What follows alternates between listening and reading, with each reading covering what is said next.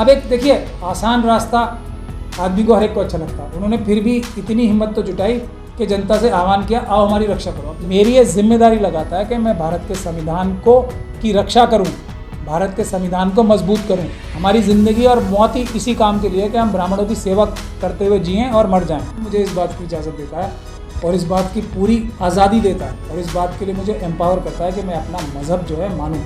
तो अगर किसी ने उनके सेंटिमेंट्स को हर्ट किया तो ऑब्वियसली उनके पास कानूनी तरीके हैं। आखिरी रास्ता सिर्फ भारत की जनता है और भारत का संविधान है। ठीक से कानून का सही प्रयोग करके कार्य करते तो ये लोग जेल जाते।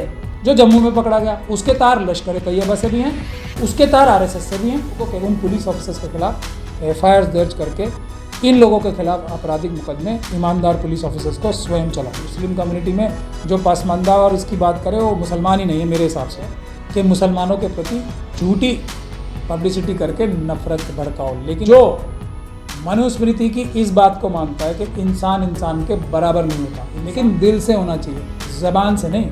ज़बान में कुछ और दिल में कुछ, वो हमें पहचानना आता है। जो उनका देश जो वो लोग बोलते हैं और खुलेआम बोल रहे हैं, भारतीय जनता पार्टी के लोग भी सनातन धर्म जो है वो लागू करना चाहता है, तो वो तो अम्बेडकरवाद के खिलाफ है। तो भारत का जो भी व्यक्ति होगा वो अम्बेडकरवादी होगा, संविधानवादी होगा। देखिए, हिंदूवादी तो एक मुझे समझ में नहीं आता, आप थोड़ा स्पष्टीकरण करके बताएं तो बेटर रहेगा। SC ST OBC और माइनॉरिटीज़ और महिलाएं, ये लोग सब अम्बेडकरवादी हैं। तो जो बचे हुए लोग हैं आप उनकी तरफ इशारा करके हिंदूवादी बता रहे हैं या क्या बता रहे हैं, मुझे ये समझ में नहीं आ रहा है। तो अगर आप ठीक से पूछें तो मैं जवाब दे पाऊंगा। जो बीजेपी के बड़े बड़े नेता है, चाहे दिलीप घोष, मनुवादी लोगों की बात कर रहे हैं आप? मनुवादी है, मनुवादी है ना, ऑफ कोर्स। नरोत्तम मिश्रा मध्य प्रदेश के गृह मंत्री हैं, वो कह रहे हैं कि ऐसे लोग हिंदुओं के साथ खिलवाड़ कर रहे हैं, इनको कुछ भी होता है बोल, मतलब आसान हो गया है हिंदू धर्म के जो है का मजाक बनाना। देखिए, मैं दो ही वाद जानता हूँ, एक अम्बेडकरवाद और एक मनुवाद जो हमारे देश में है। तो अगर आप मुझसे सीधे सीधे सवाल पूछेंगे मैं सीधे सीधे जवाब दूंगा।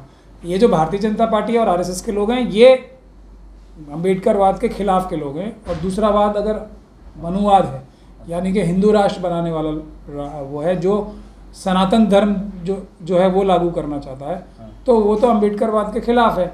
उन लोगों की कोई भी बात कभी भी देश हित में नहीं होगी, इस देश हित में। उनका देश जो वो लोग बोलते हैं और खुलेआम बोल रहे हैं, भारतीय जनता पार्टी के लोग भी, टॉप लीडरशिप बोल रही है, उनका देश है आर्यव्रत नाम का, जिसके लिए करकरे साहब जो थे ना, हेमंत करकरे साहब, इन्वेस्टिगेशन किए थे और उसमें साध्वी प्रज्ञान सिंह ठाकुर और लेफ्टिनेंट कर्नल पुरोहित और दूसरे बहुत सारे लोग थे। वो है उनका देश जिसके बारे में वो इशारों में भी बात करते हैं और खुल के भी बात करते हैं और उसी के लिए वो दिन रात साजिश करते हैं। तो भारत का जो भी व्यक्ति होगा वो अम्बेडकरवादी होगा, संविधानवादी होगा। तो ऐसे लोगों की बात की जाए, ये लोग तो जो भी बात करेंगे, इनकी हर कार्यक्रम में, इनके हर बात में इनकी मनुवाद होगा, हर बात में इनका हिंदू राष्ट्र बनाने का कोई ना कोई साजिश होगी। इनकी किसी भी बात को इस परिप्रेक्ष्य में या इस जाविये से या इस चश्मे से आप देखेंगे तभी इनकी कोई बात समझ में आएगी। इनका किसी से कोई लेना देना नहीं है। इनका किसी भी चाहे धार्मिक कोई कॉन्सेप्ट हो या देश का कॉन्सेप्ट हो, किसी से कोई लेना देना नहीं है। इनका मकसद सिर्फ एक ही है कि ये मनुस्मृति कैसे लागू करें, भारत का संविधान कैसे खत्म करें। लेकिन हिंदू सेंटिमेंट्स का तो खिलवाड़ हुआ ना। काली जी उनकी जो पूजते हैं वो उनकी पवित्र हैं, भगवान है, और उनको सिगरेट पीता हुआ दिखाया गया है फिल्म के पोस्टर में। किसने दिखाया है? फिल्मकार है मणि। तो वो फिल्मकार जो हैं उनसे तो पूछिए कि उन्होंने किस प्रकार से दिखाया है।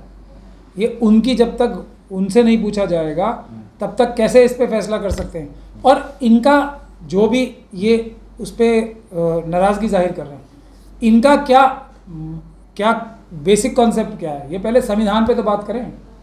संविधान के बारे में क्या कहते हैं, ये मनुस्मृति के बारे में क्या कहते हैं। मुद्दा वो है, मुद्दे से भटकिए नहीं। मुद्दा प्रॉफेट मोहम्मद पे अपशब्द बोला गया, बदजुबानी की नुपुर शर्मा ने, तो देश में क्या से क्या हो गया आपने देखा। तो वो कह रहे भाई मेरा भी तो सेंटिमेंट्स है, हमारे सेंटिमेंट को क्यों हट किया जाए। नहीं, हर एक का सेंटिमेंट है। तो मैं तो बिल्कुल इस बात को 100% मानता हूँ कि मनुस्मृति के मानने वालों का भी सेंटिमेंट है और मनुस्मृति का सपोर्ट कर सकते हैं। हम मना नहीं करते उन्हें बिल्कुल भी। हम लोग जो हैं अम्बेडकरवादी वो मनुस्मृति को नहीं मान सकते, क्योंकि हम संविधान मानते हैं और बाबा साहब डॉक्टर भीमराव अम्बेडकर ने मनुस्मृति को जलाया था और उसकी जगह पे संविधान बनाया था। तो हमारी जो मान्यता है संविधान है, किसी की मान्यता हो सकती है मनुस्मृति भी, उसके लिए हम कोई रोक नहीं है। हाँ, कानून है, कानून अपना काम करेगा। अगर आप संविधान के विरुद्ध कोई कार्य करोगे तो कानून अपना काम करेगा। तो अगर किसी ने उनके सेंटिमेंट्स को हर्ट किया तो ऑब्वियसली उनके पास कानूनी तरीके हैं। जैसे हम ये बोलते हैं ना कि अगर रसूलुल्लाह के खिलाफ जो लोगों ने बोला है, इस्लाम धर्म के खिलाफ कुछ भी लोगों ने बोला, कानून में प्रक्रिया है ना, उसके हिसाब से कार्रवाई करें। और कोई काम करना कानून तोड़ के पीसफुल प्रोटेस्ट करें, हम मना नहीं कर रहे। अगर उनके सेंटिमेंट्स हर्ट हुए हैं, पीसफुल प्रोटेस्ट करें। ये धमकियां देना, ये और जो अभी एक बहुत बड़े जो साधु हैं, महात्मा हैं, वो उन्होंने ये कहा है कि 100 करोड़ जो लोग हैं वो मिलके बाकी लोगों को मार देंगे। परमहंस आचार्य, तो जो परमहंस साहब हैं वो अगर उन्होंने ऐसी बात कही है तो ये गैर कानूनी है। कानून को उसके खिलाफ काम करना चाहिए। ये एक आतंकवादी स्टेटमेंट है। उन्होंने साफ साफ कहा है कि 100 करोड़, अब हनुमान चालीसा पढ़ने का वक्त नहीं है बल्कि हनुमान बनने का वक्त आ गया है। 100 करोड़ हिंदू चुन चुन करके मारे और तब कानून हाथ में ले, ये उन्होंने कहा। योगी आदित्यनाथ की सरकार ने अभी तक कोई कार्रवाई नहीं की। नहीं, तो वही हम कह रहे हैं ना, अब उनके खिलाफ कानूनी कार्रवाई होनी चाहिए। जो भी इस प्रकार की बातें करता है, तो जो कानून अपने हाथ में लेने की जो भी बात करेगा उसको कानून को सख्ती से निपटना चाहिए। ये एक आतंकवाद की स्टेटमेंट है। ये एक आतंकवाद का इनके ऊपर मुकदमा बनना चाहिए, क्लियर कट बन रहा है इस बात को कहने का। सुरेश चौहान के जो कह रहे हैं कि भाई शपथ दिला रहे हैं कि मुसलमानों का बायकॉट करो, पुलिस से रिश्ता नाता खत्म करो और हिंदू राष्ट्र बनेगा, वो वीडियो देखा आपने? वो हमने सारे वीडियो देखे हैं। उसके खिलाफ हमने कानूनी कार्रवाई भी हमारे क्लाइंट्स ने कर रखी है। आप लोग बहुत जल्दी देखेंगे। हिंदू राष्ट्र का मतलब कोई मुसलमानों के खिलाफ ही नहीं है। हिंदू राष्ट्र का मतलब है मनुस्मृति लागू होना, और हिंदू राष्ट्र का फिर मतलब है कि मनुस्मृति लागू होगी तो भारत का संविधान नहीं रहेगा, इंसान इंसान के बराबर नहीं रहेगा, कोई नौकरी नहीं कर सकता, कोई ज़मीन नहीं रख सकता, कोई वोट नहीं दे सकता। ये सब चीज़ें हिंदू राष्ट्र का मतलब है। कोई कॉमन जगह से पानी नहीं पी सकता, कोई कॉमन सड़क पे चल नहीं सकता, ये कोई एजुकेशन हासिल नहीं कर सकता। ये ही हिंदू राष्ट्र का कॉन्सेप्ट है। सर, नुपुर शर्मा के बयान को लेकर जो जस्टिस सूर्यकांत ने कोर्ट से फटकार लगाई थी कि उदयपुर की जो घटना हुई है इसके जिम्मेदार आप हैं कहीं ना कहीं, और उसके बाद जो है सुप्रीम कोर्ट को लेके अभद्र हैशटैग चले थे, और जो बीजेपी की आईटी सेल है या जो हिंदुत्व का एजेंडा है, उन्होंने मतलब सुप्रीम कोर्ट के जजों को लेके भी निजी मतलब जिस तरह से हमले किए और जिस तरीके से अभद्र भाषा इस्तेमाल की, तो कहीं ना कहीं जो हिंदुत्व का एजेंडा है और जो मतलब महावत के काबू में भी अब ये हाथी नहीं रह गए हैं सर, तो इसे आप किस तरीके से देखते हैं कि इन्होंने जज तक को मतलब नहीं छोड़ रहे हैं ये लोग, आईटी सेल के लोग? और इस पे जेबी पार्टीवाला साहब ने भी कहा है कि निजी हमले जो है वो जजों पे नहीं होने चाहिए।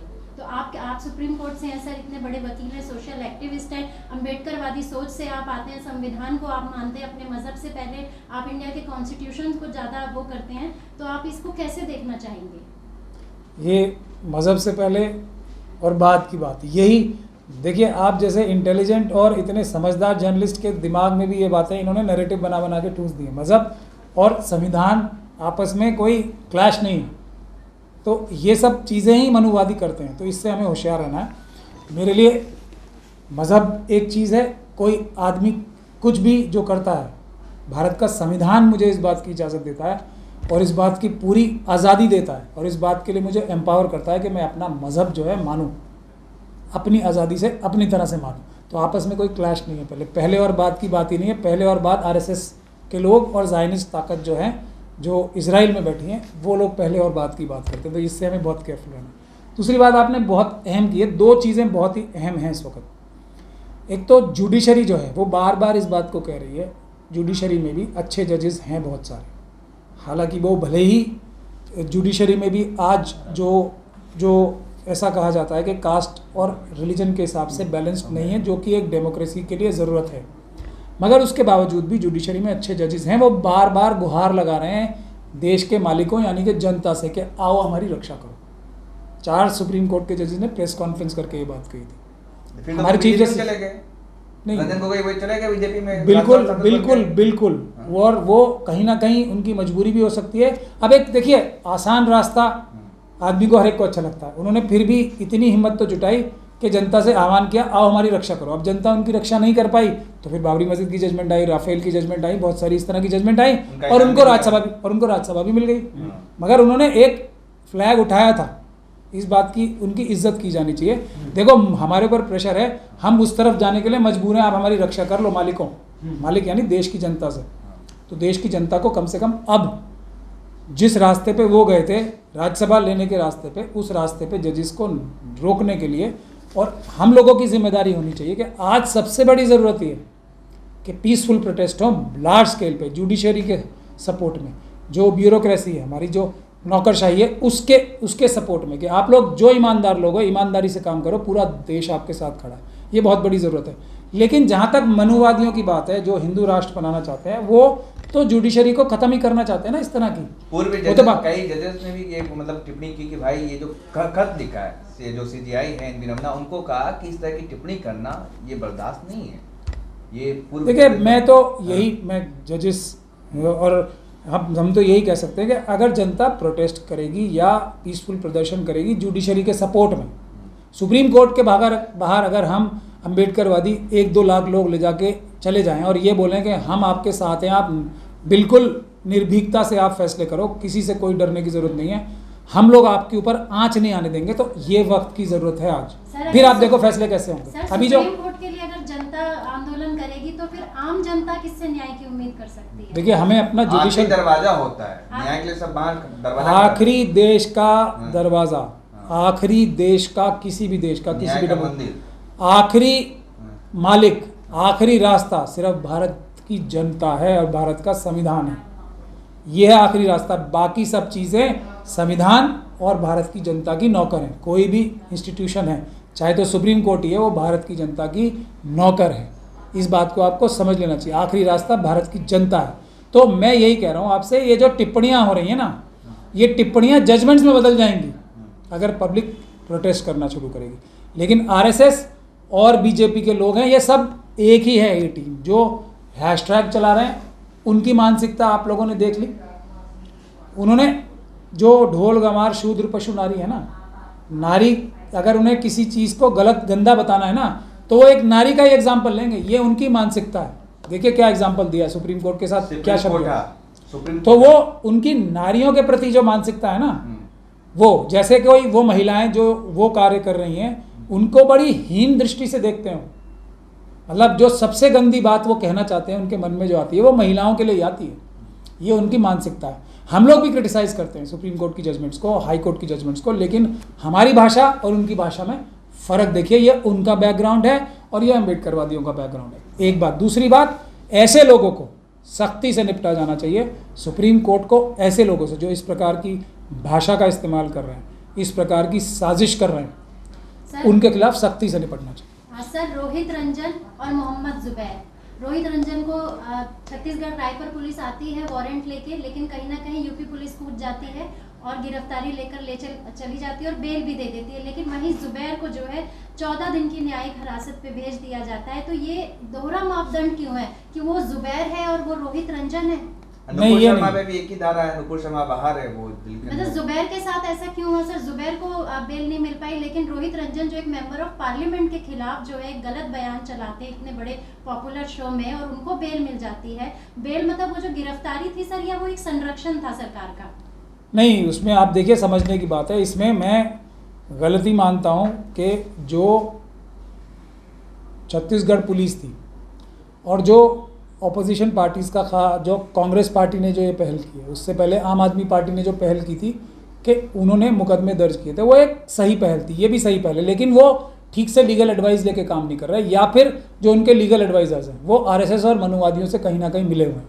अदरवाइज़ ये सब जो पंजाब पुलिस के साथ हुआ और जो छत्तीसगढ़ पुलिस के साथ हुआ, मैं इसमें पूरी गलती, अगर ये ठीक से कानून का सही प्रयोग करके कार्य करते तो ये लोग जेल जाते और जो लार्जर कॉन्स्पिरेसी चल रही है उसको भी उजागर करने में मदद मिलती, जिसका ये जो है ना, ये मजबूती से कहा, ये हाफ हार्टेडली जो काम हो रहा है ना, इससे और ज़्यादा नुकसान हो रहा है। छत्तीसगढ़ पुलिस को इसमें यूएपीए का मुकदमा दर्ज करना, छत्तीसगढ़ पुलिस को लार्जर कॉन्स्पिरेसी जो चल रही है वो मुकदमा दर्ज करना चाहिए था, जो शुरू हुई है नूपुर शर्मा जी के बयान से। नूपुर शर्मा जी ने क्या बयान दिया कि जो बयान दिया वो उन्होंने पार्टी स्पोक्स पर्सन यानी बीजेपी पार्टी के स्पोक्स पर्सन के हैसियत से बयान दिया। उन्होंने ये बयान दिया उसके बाद कि प्रधानमंत्री, होम मिनिस्टर, बीजेपी के प्रेसिडेंट और देवेंद्र फडणवीस जो मेरे पीछे हैं, ये बयान दिया। ये उस कॉन्स्पिरेसी का हिस्सा है जो पार्टी तो आपको सुरक्षा बता रही है। मैं पूरी अपनी बात करूँ अच्छा, तो उसके बाद आप उन्होंने ये कॉन्स्पिरेसी का दूसरा हिस्सा था। तीसरा हिस्सा उस कॉन्स्पिरेसी का उदयपुर की घटना जो हुई है, जिसके तार आरएसएस और बीजेपी से मिले। चौथा इसका हिस्सा है कि उन्हीं व्यक्तियों के जो उदयपुर वाले हैं, उन्हीं व्यक्तियों के जो लश्कर तैयबा से जिनके संबंध मिल रहे हैं, जो जम्मू से पकड़े गए, वो दोनों बीजेपी और आरएसएस के मेंबर थे। ये एक ही कड़ी चल रही है साजिश की। समझिए इस बात को, कितनी गहरी साजिश है। अब एक व्यक्ति के जो जयपुर में है, जो उदयपुर में है, उसके तार आरएसएस से भी हैं, बीजेपी के उसके सारे कनेक्शन नज़र आ रहे हैं। उसके तार एक पाकिस्तानी संस्था से भी हैं। दूसरा व्यक्ति जो जम्मू में, अभी मैं ताज़ी बातें बता रहा हूँ आपको, जो जम्मू में पकड़ा गया, उसके तार लश्कर तैयबा से भी हैं, उसके तार आरएसएस से भी हैं। तो इसका मतलब साफ है ना कि आरएसएस और पाकिस्तानी एजेंसीज के बीच में साठगांठ साफ साबित हो रही है। इससे इसकी इन्वेस्टिगेशन कौन करेगा? कौन सी हमारी ऑपोजिशन पार्टी? में बार बार इस बात को बोल रहा हूँ, ये जो आरएसएस और मनुवादी हैं, इनकी इन्वेस्टिगेशन चाइना और पाकिस्तान को मदद पहुंचाने के लिए, इजराइल को मदद पहुंचाने के लिए, या उनके साथ साजिश में शामिल होने की इन्वेस्टिगेशन क्या नहीं होनी चाहिए? इतने बड़े सबूत मिलने के बाद भी क्या छत्तीसगढ़ पुलिस ने वो मुकदमा दर्ज किया? क्या राजस्थान पुलिस ने वो मुकदमा दर्ज किया? अशोक गहलोत जी ने तो प्लेटर में सजा के एनआईए को इन्वेस्टिगेशन दे दी। हालांकि उन्हीं की पुलिस ने ये इन्वेस्टिगेशन करके निकाला था कि इन लोगों के संबंध पाकिस्तान से हैं, जिन्होंने ये जो गंदा काम किया है, जिन्होंने इतना बड़ा विभत्स कांड किया है, उनके तार जो पाकिस्तान से भी जुड़े हुए हैं और वो खुद बीजेपी के आदमी थे। अशोक गहलोत जी ने वो इन्वेस्टिगेशन प्लेटर में सजा के एनआईए को दे दी। इस बात की ज़रूरत है। ये गलती सरासर अशोक गहलोत साहब की गवर्नमेंट की है, ये गलती सरासर पंजाब गवर्नमेंट की है, ये गलती सरासर छत्तीसगढ़ की है। एक तो उन्हें एक मजबूत कानूनी सलाह लेके कानून को और संविधान को इम्प्लीमेंट करना नहीं आ रहा, ये बहुत ही दुख की बात है। वरना ना यूपी पुलिस रोक पाती, ना ही पंजाब और हरियाणा पुलिस और दिल्ली पुलिस पंजाब पुलिस की कार्रवाई को रोक पाती। ये सरासर उनकी गलती है। या तो उनके वकील जो है उन्हें सही सलाह नहीं देना चाहते, या फिर वो करना ही नहीं चाहते। ये तय अब इन पॉलिटिकल पार्टीज़ को करना चाहिए, क्योंकि इन लोगों के संबंध पाकिस्तान, चाइना और इजराइल से क्या हैं, आरएसएस से, इसके बारे में एकदम डिटेल में ट्रांसपेरेंटली इन्वेस्टिगेशन होनी ही चाहिए। सुप्रीम कोर्ट को भी इस बात का संज्ञान लेना चाहिए, ऑर्डर्स पास करने चाहिए। टिप्पणियां करने से जो इस वक्त की सरकारें हैं वो बिल्कुल नहीं सुनेंगी। मैं आपको बता रहा हूँ, नूपुर शर्मा आप भी अरेस्ट नहीं हो, कोई आप अगर कोर्ट डायरेक्ट ऑर्डर्स भी कर देगी तो मुझे बहुत बड़ा शक है कि ये सरकार उसको इम्प्लीमेंट करेगी।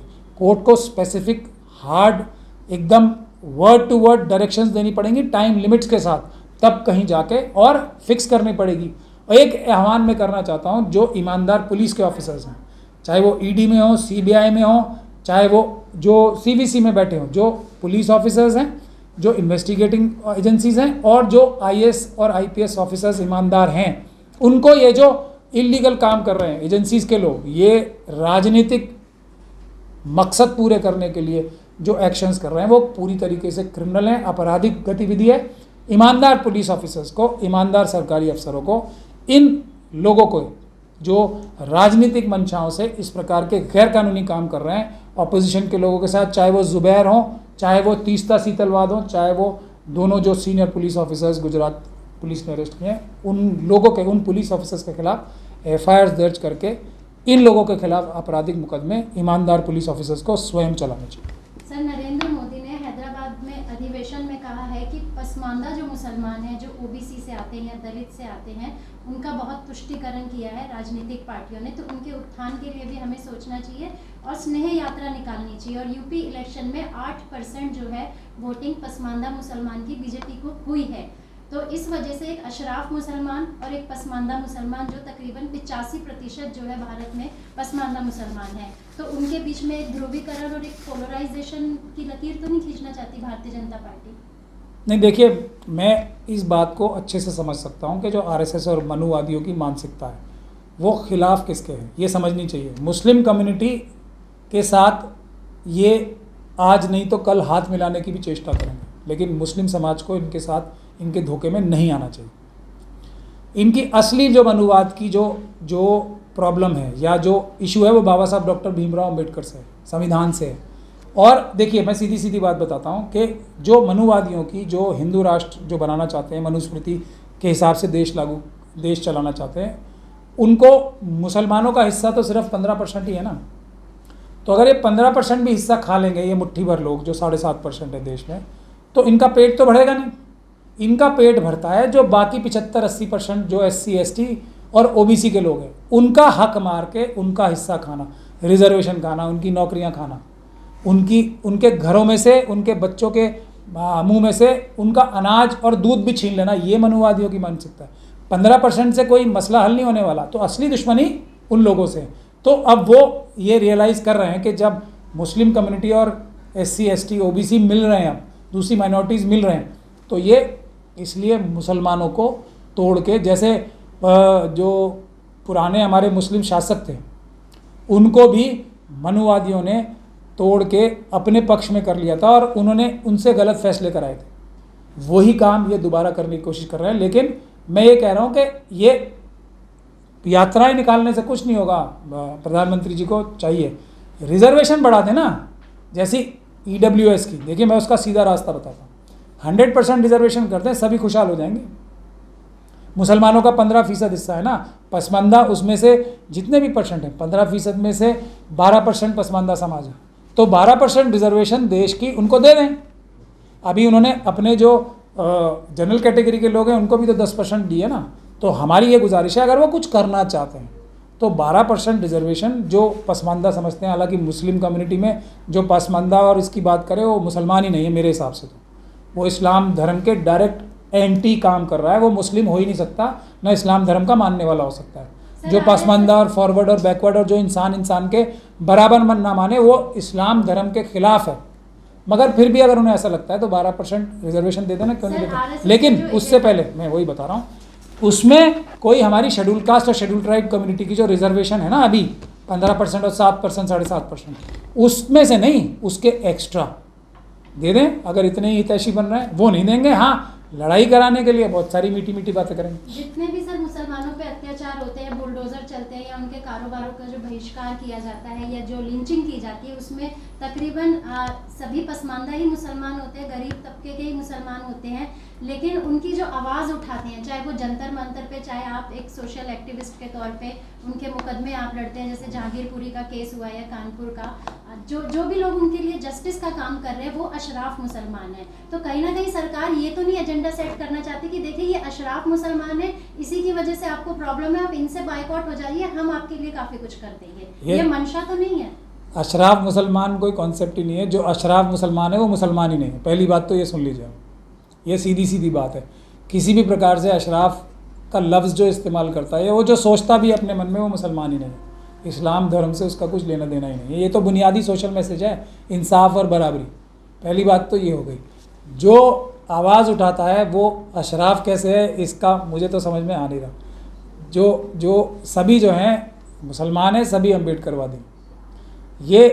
ये सभी लड़ाइयाँ इसलिए हैं कि कोई ना कोई लड़ाई आपस में हर एक जगह करानी है।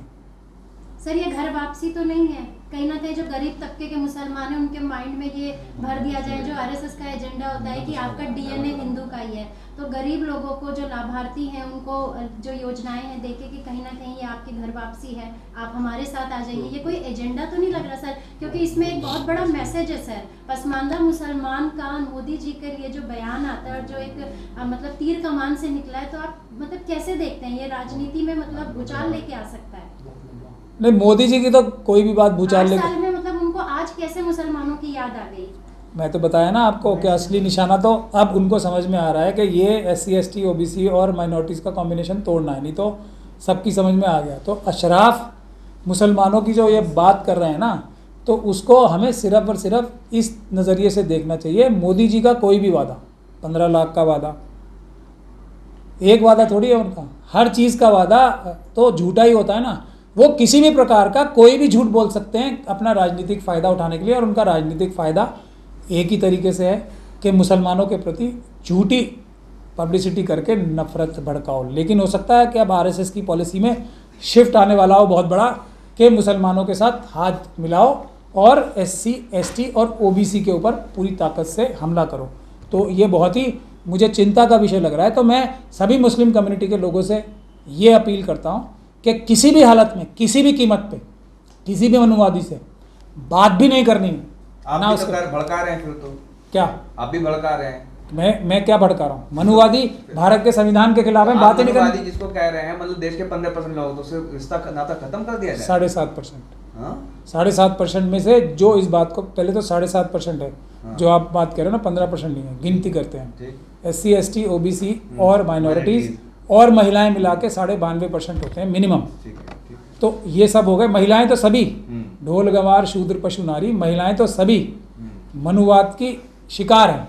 किसी भी धर्म, किसी भी जाति से होती है, महिलाएं तो सभी एक ही जाविये में। एक बात अब आगे सुनिए आप। अब जो ये बचे 7.5%, इसमें से जो ये मानता है कि भारत का संविधान ठीक है और मनुस्मृति जो ये कहती है इंसान इंसान के बराबर नहीं होता, वो भी मनुवादी नहीं है।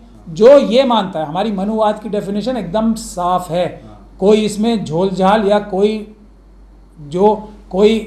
भी मतलब शक और शुबा ना रखे। जो मनुस्मृति की इस बात को मानता है कि इंसान इंसान के बराबर नहीं होता, इंसान को एक ही मतलब लोगों की, यानी कि ब्राह्मणों की सेवा करने के लिए पैदा हुआ है।